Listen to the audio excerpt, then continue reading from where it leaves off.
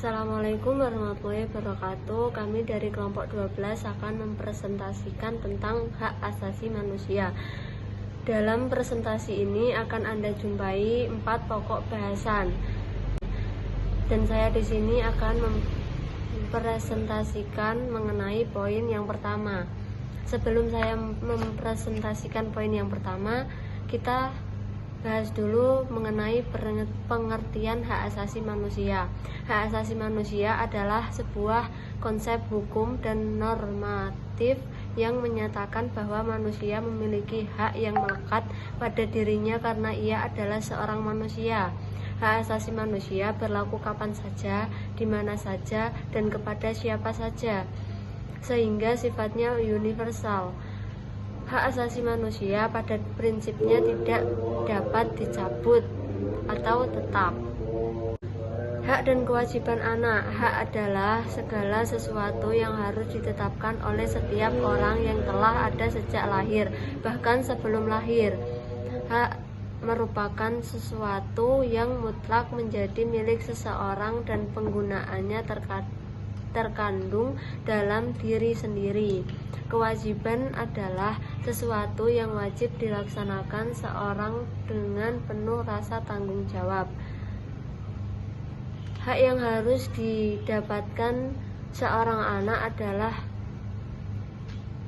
berhak mendapatkan perlindungan dari orang tua dan anggota keluarga lainnya, berhak dipenuhi semua kebutuhan pokoknya oleh orang tua, serta mempunyai hak bermain dan bergembira, dan hak untuk pendidikan yang layak dan cukup.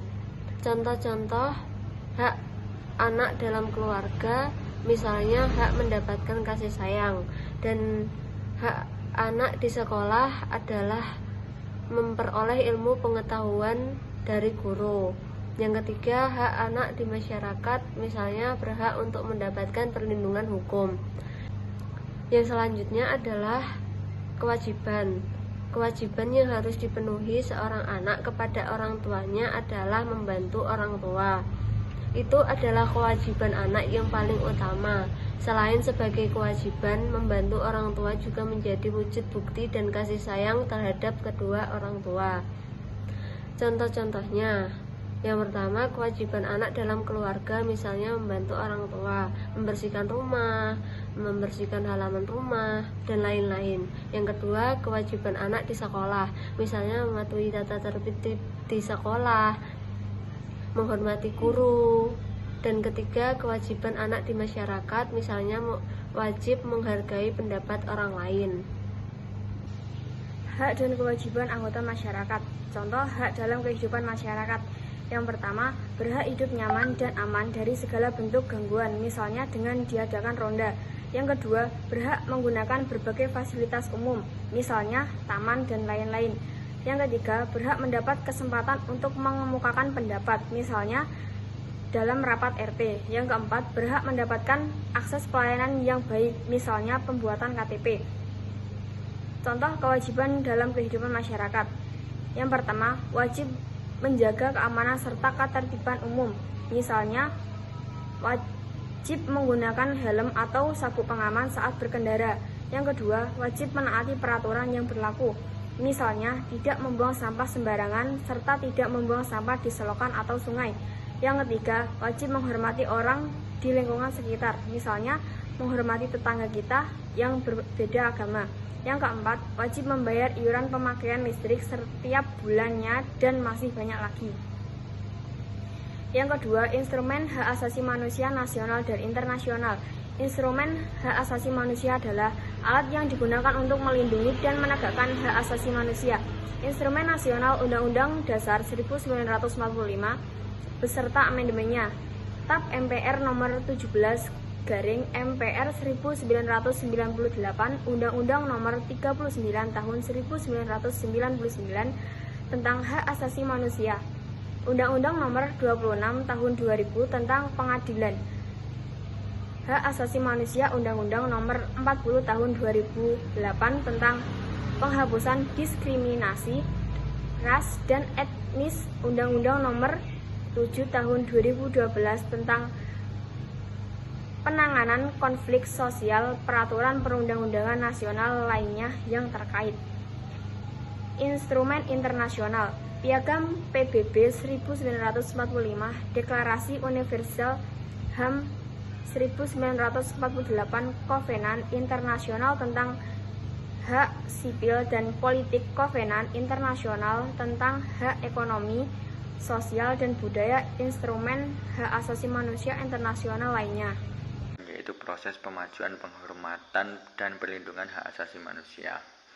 1. Yaitu pembentukan Komisi Hak Asasi Manusia. Komisi Hak Asasi Manusia atau disebut Komnas HAM itu dibentuk pada 7 Juni 1993 melalui Kepres nomor 50 tahun 1993. Lembaga ini bertugas untuk meneliti, memberikan penyuluhan, pemantauan, dan mediasi HAM. Seluruh masyarakat yang merasa hak asasinya dilanggar diperkenankan untuk melakukan pengaduan kepada Komnas HAM. Jadi apabila masyarakat yang merasa hak asasinya dilanggar itu boleh mengajukan kepada Komnas HAM. Komnas HAM itu mempunyai wewenang, yaitu meliputi 1. Melakukan pendidikan dan penyuluhan tentang HAM. Yang kedua, melakukan pemantauan dan penyelidikan tentang pelanggaran HAM. Yang ketiga, yaitu melakukan pengkajian dan penelitian tentang HAM. Yang keempat, yaitu menyelesaikan masalah secara konsultasi maupun negosiasi. Yang kelima, yaitu menyampaikan rekomendasi atas suatu kasus pelanggaran hak asasi manusia kepada pemerintah. Yang kedua, yaitu pembentukan instrumen HAM. Instrumen HAM merupakan suatu alat untuk dapat menjamin proses perlindungan dan penegak hak asasi manusia. Instrumen HAM biasanya berupa peraturan perundang-undangan dan lembaga-lembaga penegak seperti Komnas HAM dan Pengadilan HAM. Salah satu peraturan yang mengatur tentang HAM terkandung di dalam Undang-Undang Nomor 39 Tahun 1999 tentang hak asasi manusia. 3. Yaitu pembentukan Pengadilan HAM. Pengadilan HAM dibentuk berdasarkan Undang-Undang Nomor 26 Tahun 2000. Pengadilan HAM merupakan pengadilan khusus terhadap pelanggaran hak asasi manusia yang menjadi dasar dalam penegakan. Dalam pelaksanaannya terdapat yaitu pula kepastian hukum, keadilan, dan perasaan aman untuk seluruh masyarakat Indonesia. Sekian presentasi dari kelompok kami, kurang lebihnya mohon maaf. Wassalamualaikum warahmatullahi wabarakatuh.